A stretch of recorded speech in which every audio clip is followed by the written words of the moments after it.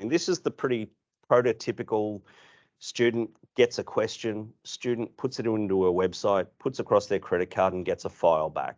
A very transactional, once-off type of arrangement. And it is, of course, it is huge, cynical, corrupt and exploitative. However, obviously, contract cheating goes well beyond this. A company like Chegg or Course Hero, despite their claims to the contrary, seems to be, for legal reasons I'll say seems to be, heavily involved in providing cheating services to students. And when we think about what weaknesses that introduces, so for example, for STEM, when you have online quizzes and someone can get an answer back in 15 minutes and you have a 2-hour exam, you have a pretty serious weakness to your assessment. So there's paper mills, they do what they say on the tin. But I want to introduce this to you. Hands up anyone in the room who has considered that students might be handing off their LMS credentials, their VLE credentials to third parties. Few people, couple of people in the room, couple of people who are relatively familiar with academic integrity concerns. This is the stuff that I've been looking at quite closely, and it's the stuff that has concerned me way more than a student making a single choice. So when students do this, they're introducing risk to themselves.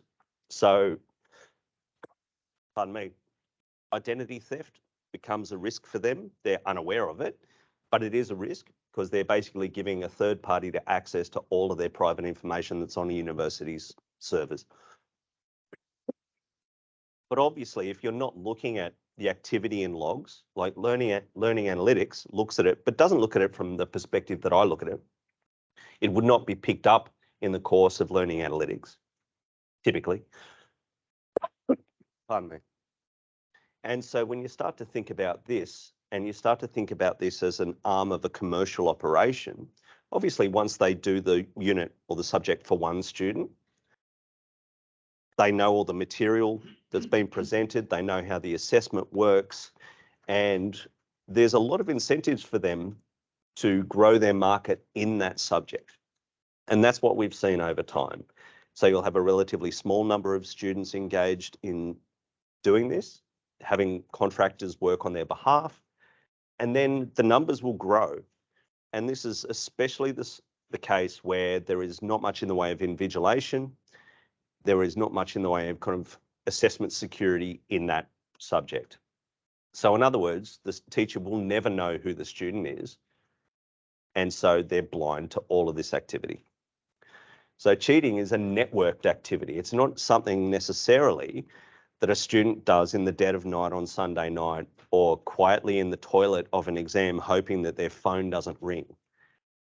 Cheating becomes a thing where other students start to know that cheating is happening.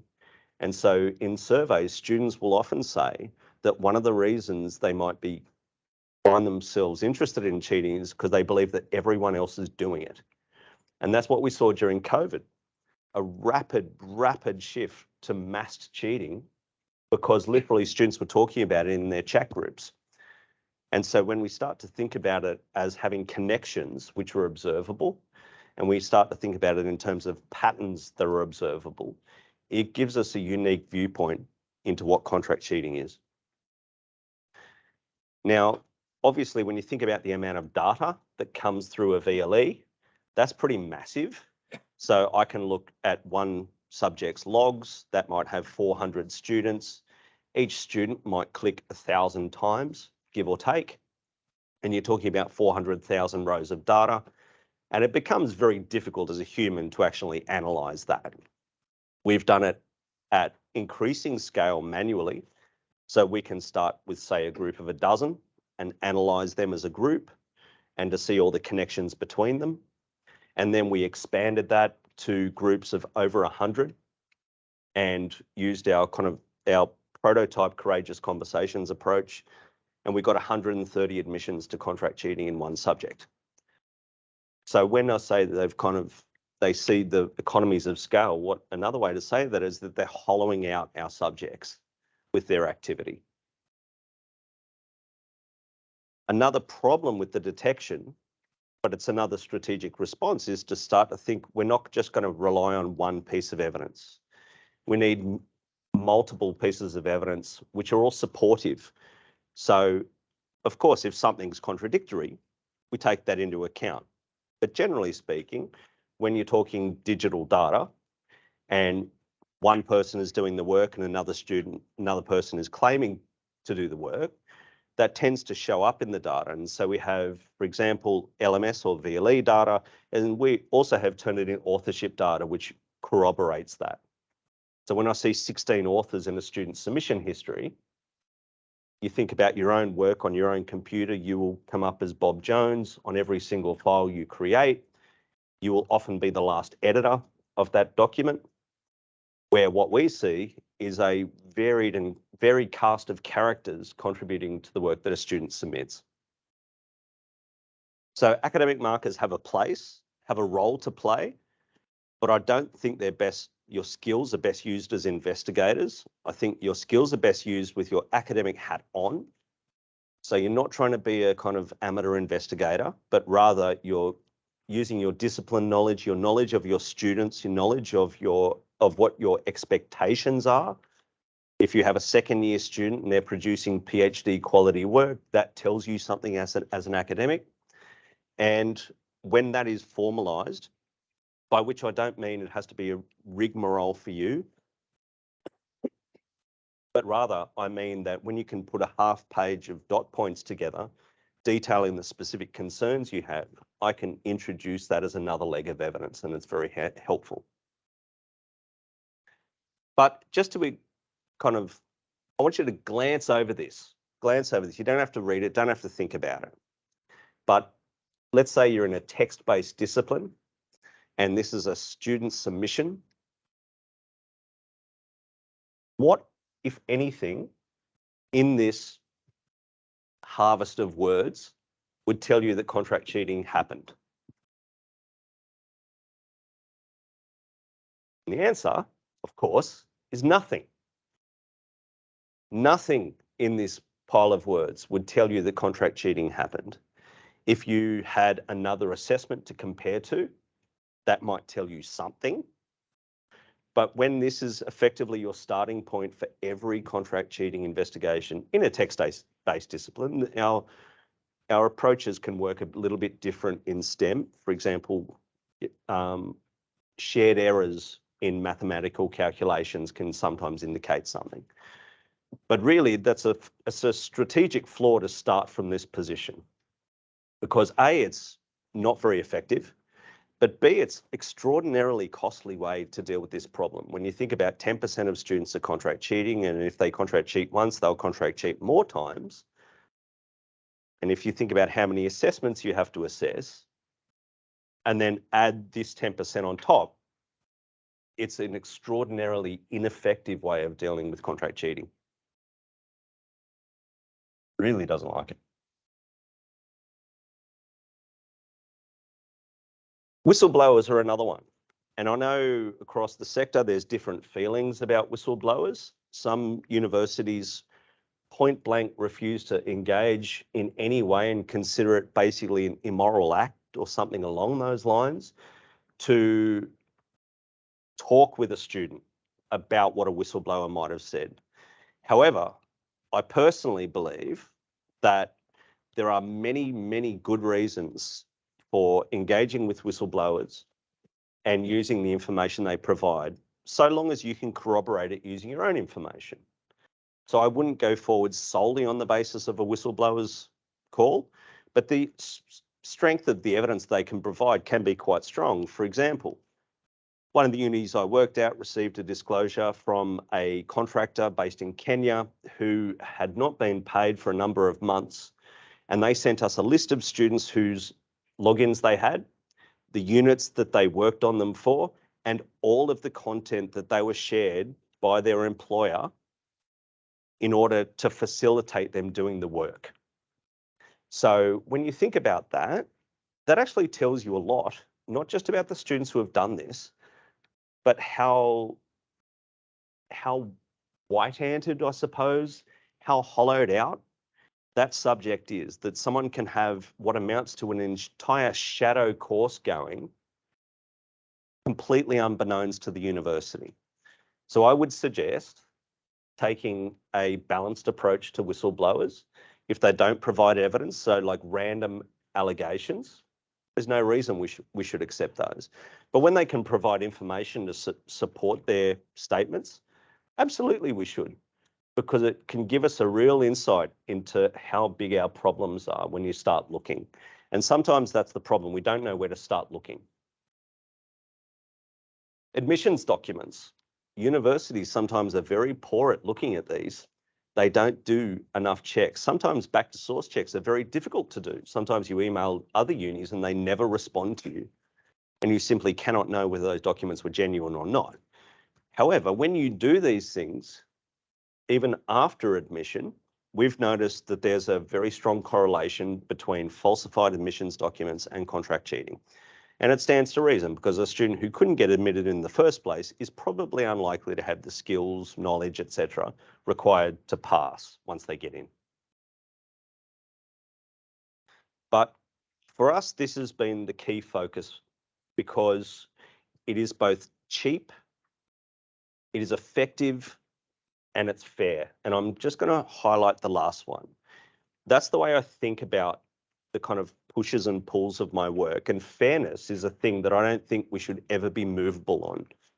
We can't kind of do something and make it a little less fair. Fairness has to be immovable. And so really you have a tension between, you develop a technique and then you work out that there's a lot more students involved and a lot more data involved and it's a lot more difficult. And so then you have to gain efficiency, and then you can start looking for efficacy again. It's effectively a constant push and pull between those. So when you start bringing in these things like software changes, changes in document format, editing time, authorship, as well as VLE data, and there are other digital artifacts. Word documents, for example, they are effectively a zip file of other documents. And in those documents, there is something called XML. Any computer scientists or computer literate people in the room might know. And every single Word doc you've ever written on has what's called an RCID. It's a unique identifier, and they copy across from one to another. And so when you can see that a whole block of text was pasted in one session with no edits, that can tell you something about whether a document is genuinely created by a student or not. And you can also ask that code, you can go, okay, it might have been a draft. Show me the drafts then. So we start to think about provenance of that artifact rather than just it's bursting into existence 2 minutes before it was submitted. When we're looking at this data, we're starting to think about behaviours. Now, not all students act all the same. They're not robots. They have varied, complex lives. But people don't do random things all the time for random reasons. As I said, if you have a laptop, you will tend to write mostly on that laptop, unless you have a desktop, which you prefer to write on. But that would still show out in the data. When we start to look at behaviours, we start to see a multiplicity of apparent people engaged in this data. So whether it's an author, whether it's the person who last modified a document, whether it's a person logging in from multiple places that aren't where you would normally expect a University of Leeds student to be, or a Macquarie University student to be. And so you can start to search for those patterns. That becomes a very, very scalable way of looking for contract cheating. And despite my job title, I don't consider it my job to catch cheating. That's not a very effective way to act, I think. I think when we talk about deterrence, the way deterrence manifests is usually like a website where it goes, cheating, it's not worth it. Now, if a student still decides to cheat, gets the mark that they wanted and suffered no consequences, the implication of that is that in that time and place, cheating was absolutely worth it for them. We'd be fools not to acknowledge that. So what we really have to start to think about is, how do we as institutions apply downward pressure on the likelihood of cheating? We will never catch every single cheat all the time. But when we have a kind of Swiss cheese approach and there's multiple different ways that students have to demonstrate their learning, we can start to think about that in a much more strategic way. And so we use LMS analysis as the core of our efforts, and because it provides the best bang for buck and can send the signal back through students. Students do talk about their experiences. Students knew that other students were cheating during COVID. And so they will also find out that the uni is able to look for things that they didn't look for before, and that will send a signal, and it will send a risk-reward signal. When you think there's no risk, you're much more likely to do it. If you're driving along a country lane and you know there's no speed cameras, you might go an extra 15 k's above the hour. If you know there's about 3 speed cameras along a 6-kilometre stretch, you're probably going to play within the rules, relatively speaking. There's also a kind of critique that we are institutions kind of endanger the trust that students have with them, and they do this via surveillance. Now, personally, I don't subscribe to it, but I do, for example, very strongly disagree with online invigilation because it's biased, it's racist, and it does affect the way students perform their assessments. It does affect their ability to demonstrate their learning, where everything we do here is taken after the fact. There's no touch. Students are given a fair kind of warning where it says the university analyses data to ensure academic integrity. So students have the choice, but nonetheless, we're not sitting there over them watching them. We're not trying to be the panopticons. We're trying to be the gatekeeper of last resort. But I'd also ask the question, when you walk them into an exam and you have people walking up and down these hallways here, is that surveillance? And yeah, it is. It obviously is. You know, does that affect a student's ability to demonstrate their learning? Yeah, it does. Yeah, it does. I don't think many students perform to their utmost sitting down in an exam when everyone's coughing like I'm coughing here.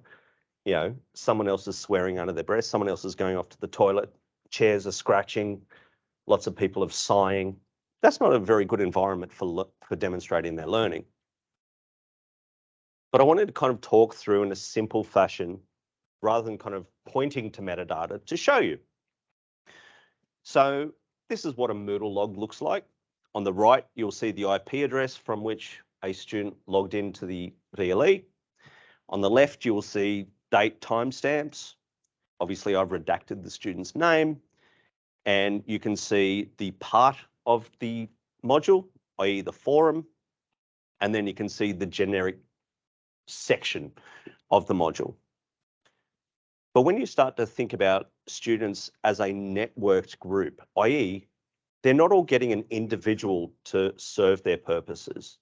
They, just like you or I go to Vodafone to get a SIM card, students are going to a limited number of providers to get these services. And that will show up in connections because it is not impossible, but it's extremely economically unfeasible for providers to be able to provide you an individual bespoke service because they lose their economies of scale when they do that. And so they use a range of IP addresses, be it VPN or not VPN, but they will be logging in to your VLE using these IP addresses. And it shows up in the groups. So in other words, across the top, you have different students. The X's mean they were logged into from the IP address on the left. And on the right-hand column, you can see how many of the students in that group of 11 were logged into from the same IP address. This was a group we investigated a number of years back. There was 11 of them. 6 of them admitted to it, and 5 of them declined to do so. For those 5, the outcomes were more severe. Those who do admit to it, in what stands as common sense to me, should get some kind of reward for being honest. You know, I don't think that once students make a bad choice, punishing them for making a good choice, i.e. being honest, is a very sensible approach. I think it's hugely damaging, costly, and generally stupid. And when you start enriching that data, so as a thing, if you see 11 students all being logged into from the same IP address, that could be a local library. That could be lots of things.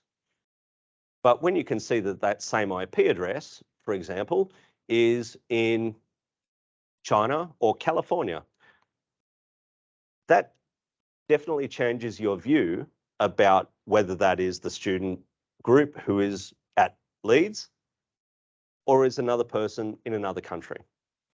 And so you can expand that information quite significantly to include location information, network information, whether it's a VPN or a privacy service, as we call it, like a Tor network. And that gives you a much richer view about whether this is the student or whether it's someone else. Similarly, if you take one assignment and say a different names on that authorship data, student can say, I went to my mum's house, I went to my friend's house.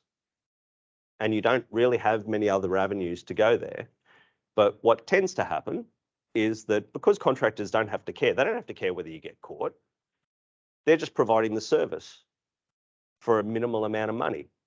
And so what you will see is names littered across submission histories. So the more submissions that a student or is submitted under a student account, let's say, provided by contractors, the more variability you're going to have in that document metadata. And what we can also get is a kind of timeline. We can understand that a student started uni with a certain pattern of activity from a certain place with a certain constancy of activity. And then we can see those patterns change over the time. What we've seen is that VPN activity rises extremely rapidly and non-VPN activity collapses. We can see that VPN activity is almost entirely associated with assessment and non-VPN activity will be all the rest. And those percentages differ over time. The more a student engages in this kind of activity, the less engaged they are with their learning. After a while, they stop the pretense. This is why we created a software called Wiru. It was coded by my colleague, Sean Lehman. By the way, Wiru is a Noongar word. Noongar are the people from southwest Western Australia, the Indigenous people of that area. Sean is a Noongar man, and it's the Noongar word for owl. But we can start to produce very rich evidence of this networked activity. When you look at this, as I said in the previous talk, blue dots are students, the lines are shared IP addresses, and this looks like, let's call it a dozen small groups of students probably sharing flats. IP addresses don't change very much. There's not a multiplicity of IP addresses. They could have been at a local library. There could have been just any reasonable justification for any of those groups. But when we start to look at this is about 80 students in one subject. And you can start to see there towards the top how many other students share the same IP addresses. And that starts to raise other concerns, and we can provide that to senior leaders, decision makers, and give them a much clearer picture of what's happening rather than them having individual cases come before them one by one through the usually interminably slow process of misconduct matters. This is rich data for them to make better decisions. We also conduct, as part of the same process, cohort analysis. So we run entire units worth of student data through Wiru, and we assign risk scores to certain behaviours. For example, if you have a very high percentage of VPN activity on assessments and a much lower, it's a Fisher test for those statisticians among you, a statistically significant amount difference between non-assessment and assessment, that's a risk point. If you have non-privacy connections, i.e. there's no VPN involved from another country, that's a risk point. Now, of course, we have to, as investigators, approach that sensibly. Student could have been on holiday at the start of the semester, or they could have gone on holiday at the end of the semester. Especially in Europe, that would be something notable. So it needs a relatively expert eye, but it doesn't need as much expertise as actually generating the data, and it doesn't take anywhere near as much time. It takes us about 7 minutes to run one log for one unit. So we can take an entirely systematic approach and run every unit across the whole university to get a picture of our risk. And then once we've identified students at risk, we can run individual deep analysis on each of those. And again, it takes about 5 minutes or so, and it produces a report that tells us whether there's objective information that we should be speaking to that student about. A big part of the problem with misconduct matters, as my counterpart here, I'm sure, knows, once you have information in hand, it still takes a long time to produce a report that is able to be decided upon by your panel, your committee, whatever the decision-making apparatus is. And so this removes a lot of that. So we can actually look at the actual information rather than spending all our time on the analysis.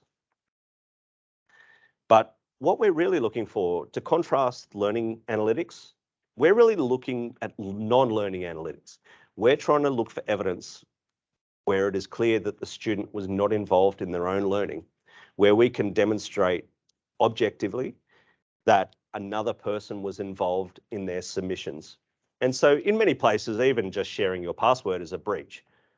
But really, that's not of huge concern to me, because that's not the thing that damages learning. It's just a step on the road. If you shared your password, as many students do, plenty of overseas students have told me, and I believe them, that they share their password with their mum because mum wants to look at their marks. Mum's paying the bills, she gets to see, right? And I kind of go, look, yeah, it's not the best thing, but I'd rather you were just honest with your mum. But nonetheless, it can be a step on the road.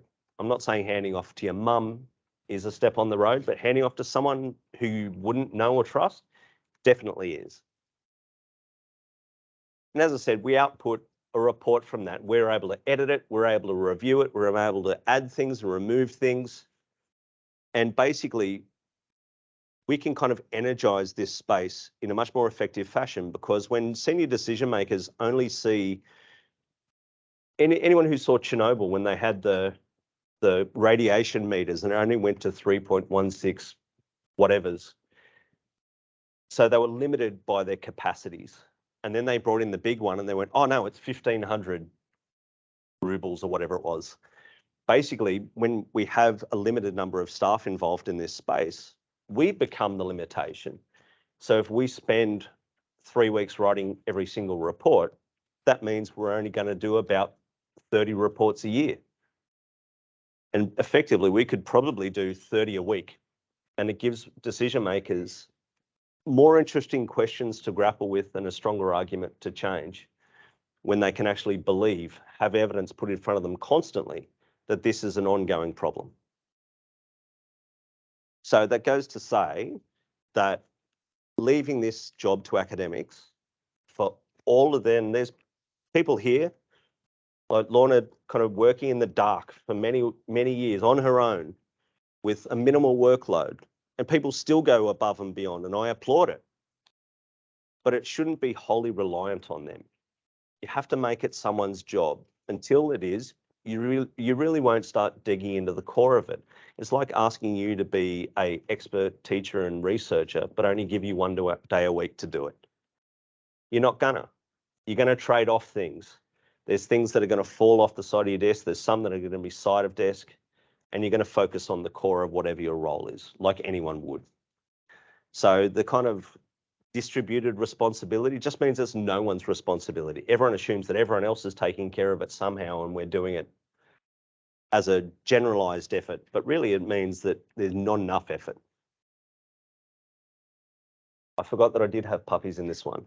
So if you want to follow me on Twitter, please go ahead. That's my website. I don't rant, but I do kind of rant. And they're my puppies. You can see them. That's Wally and Hamish. But thanks very much. Happy to take questions.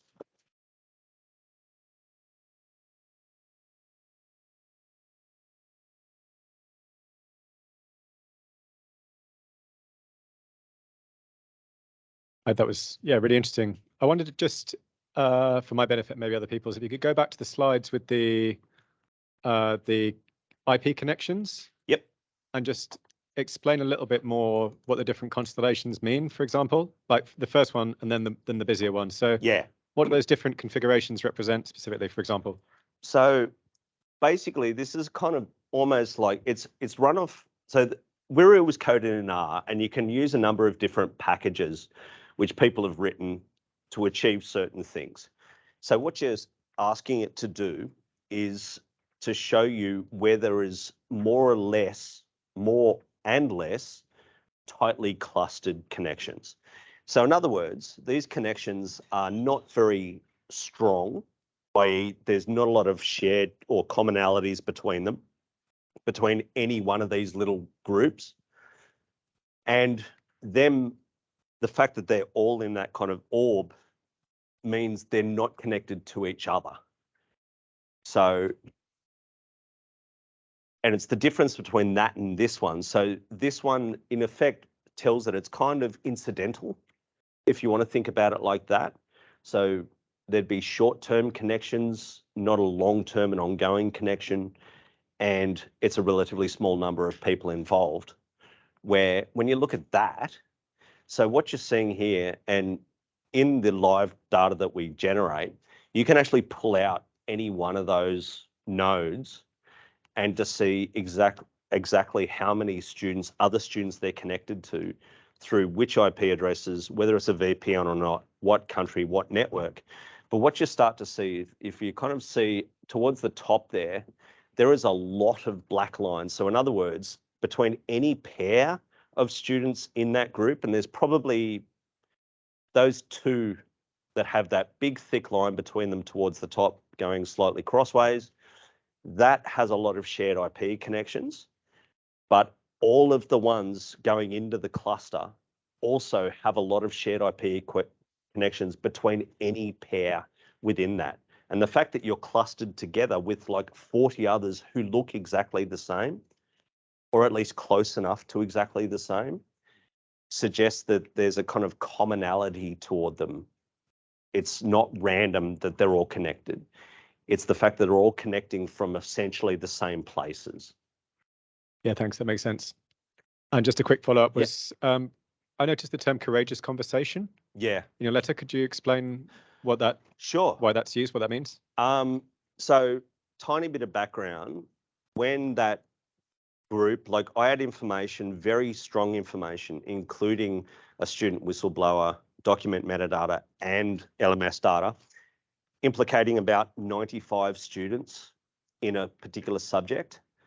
And at that time, like that was an extraordinary amount of cases to land on our desk at once. It represented probably 4 to 5 months of work because we only deal with serious misconduct. And we started to think about how do you even go about managing that many cases? Like about 12 and your brain just starts to kind of atomize and fry. And it's going to take months to go through those. And so we started to think about how can we get to that decision point quicker while making it fair. And so what we did was, as I said, a kind of prototype courageous conversation. And I will get to the point of the question in a sec. But we went out to students and said, and like people call this an amnesty, and it's not. But basically what we did was say, if you did this, we have very strong evidence, and we will be investigating if we don't get a response. However, here's a choice. So if you did this, here's what the outcome will be. So if you got someone to do one of your quizzes, 0% for the quiz. And it kind of had a escalating scale. So some students got suspended as a result of this. But if you decline to come forward by deadline, we will investigate you, in which case more severe penalties will be on the table. So I had a kind of friendly wager with my boss, and she said it'd be about 20 students out of the 100 would admit. I said about 45, 130 students admitted. People we didn't even know about came out of the woodwork to admit all kinds of shit. And so we went, oh, geez, okay. So in other words, when we incentivize them to tell the truth while still, because we didn't hand out any marks that weren't earned. No one got a mark that they didn't otherwise earn. That was pretty instructive to us because. Yeah, I was going to say it also probably speaks to how compelling the data seems even to them, how screwed they are, and that therefore it's it's better to admit their guilt because Yeah. they're going to get caught because they Yeah. can see that obviously that data is so powerful that Yeah. the best course of action is to admit, regardless of the shame or the Exactly. punishment. And so when you can kind of take away the other thing that would lead them to deny, which is extraordinarily harsh punishments, disproportionately harsh punishments, they go, every incentive is there for me to tell the truth. And like, if someone goes to court with murder, if they're honest, if they go, yeah, I did it, they get a lesser penalty. Not that I'm associating this with murder, but you get my point though. And so I kind of go, if it works in the most serious possible circumstances, why doesn't it work here? And the fact is that it does. And so I keep hogging the mic. Final Yeah. thing, do you find that these big cases then become deterrents and that the sort of, As I said, student talk. yeah, Students but you're talk. not allowed to sort of publish, or are you allowed to sort of state, we caught these people, don't do it, sort of? We can, like, I don't have one at the moment, but in my previous uni, we did have a website where it just had a kind of live ticker and we would just update it. So as we would just kind of break down the numbers a bit. But yeah, an X number of students have been found responsible for contract cheating this year. We took some, like, my Twitter handle is CC Guerrilla, and that's kind of where that came from. So has anyone seen those kind of back of the toilet adverts for contract cheating with QR codes? Yeah, we made stickers to cover their QR codes and send it to our website. We weren't like policing the website. We didn't care who went, but it kind of went, oh, it's another little signal. This is probably not a good idea for you. Thanks for your questions. Okay. Yeah, so when the students admitted that they'd done something wrong after receiving your email, did you then subsequently investigate what the students who admitted it did to check that it was actually cheating and they weren't feeling guilty? Yeah, so students, I've noticed that students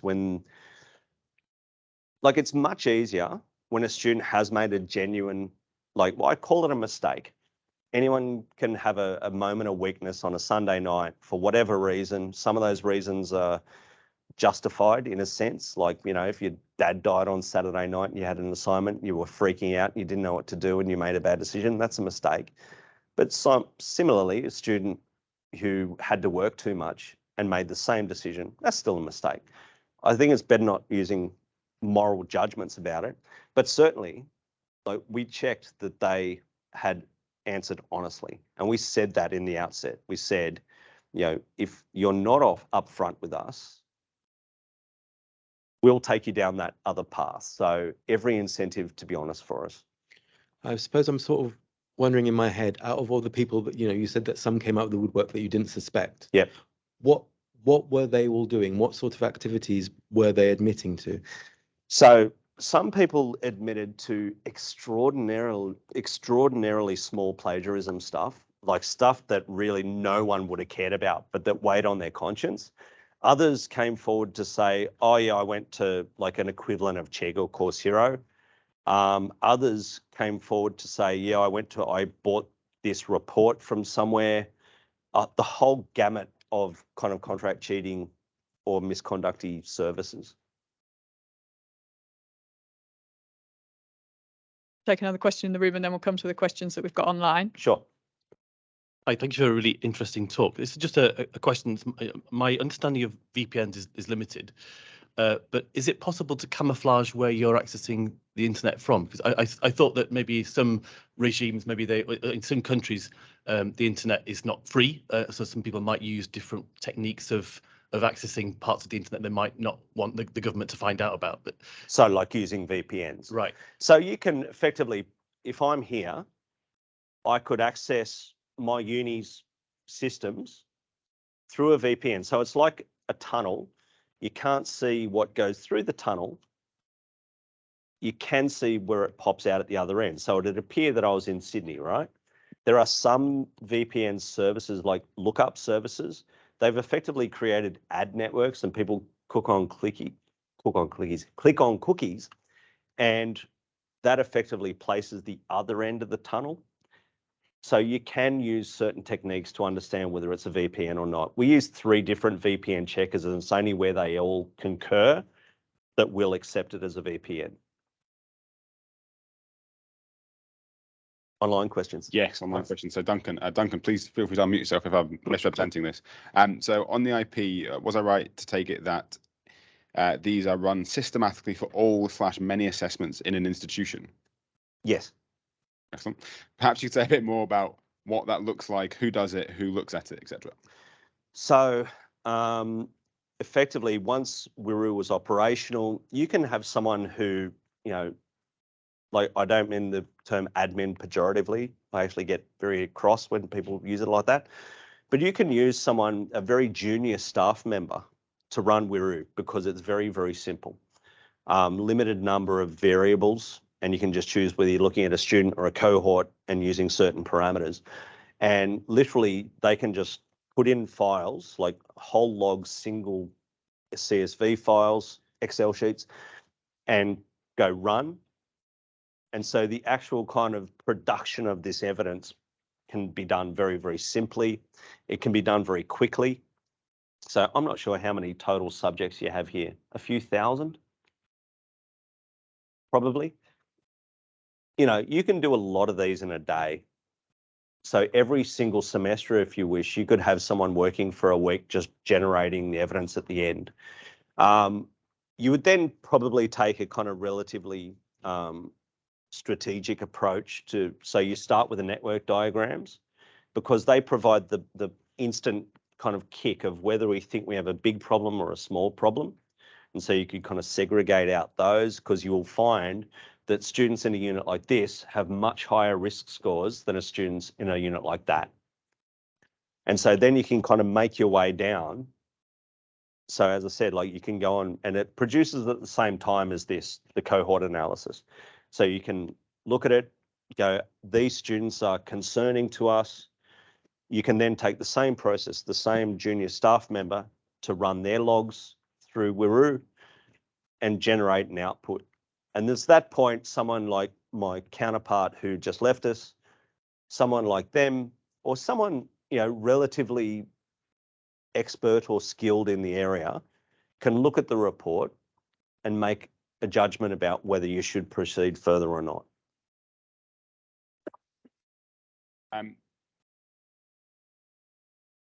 Yeah, like I kind of go start sending the signals to the big ones. And also when you're doing that, you're also sending a signal to the contractors who are operational in your VLE. In other words, they don't want to operate in your VLE when all their students keep getting caught, because that's where their money comes in. These subjects, that brings in a lot more money than this subject.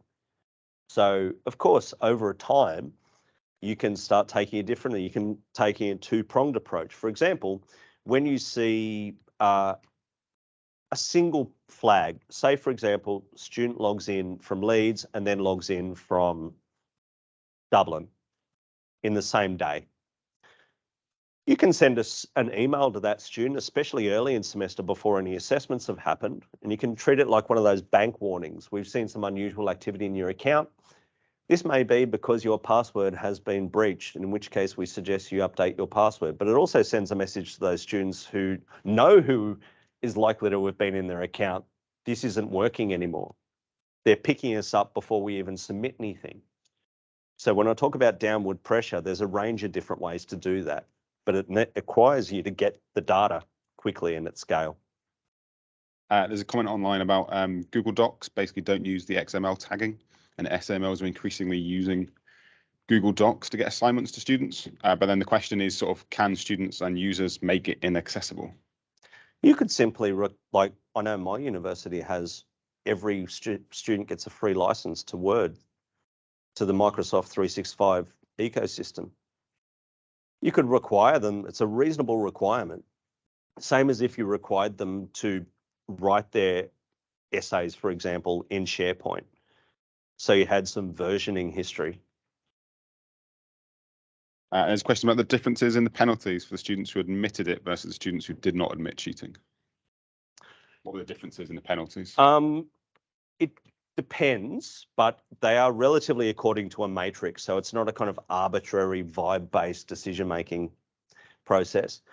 It tended to be, if you admitted, it was one step down than the standard, but it also had a baseline. If you didn't do any work, you didn't get any marks. So you couldn't kind of mitigate away your total failure to learn anything. So it did have a baseline. In the more extreme ends, a student who, pardon me for all this coughing, a student who has cheated, say, 20 subjects, this is not unknown. Multiple universities have experienced this. If they were to admit, depending on circumstance, they would certainly get 0 fails for all of this, all of those subjects. They may or may not be suspended, but they wouldn't be excluded. Great, thank you. I think that's all we have time for. That's one short one about PDFs. Can we just give you They the microphone? convert to. Just following on the file types, what happens if they convert to PDF? PDF strip out information. And as I said, I don't think it's unreasonable to ask your students to submit in Word. Students do argue that, oh, it mucks up all the formatting. I go, Moodle allows you to submit multiple files. If you want to have me mark the PDF, fine. Just submit all the provenance, submit all your drafts. That would be my general message there. Submit everything that you wrote this on. Thanks very much. Great.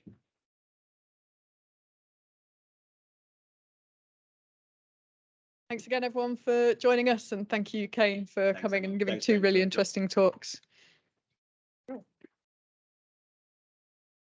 Oh, do we? We just asked Andy to put it in the chat.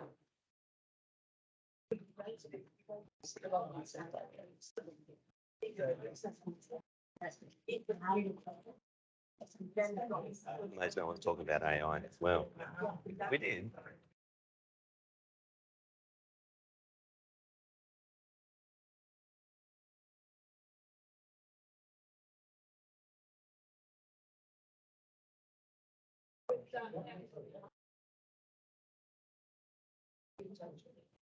Reasonably fast. It's not typing yet. Even in there anymore. Yeah.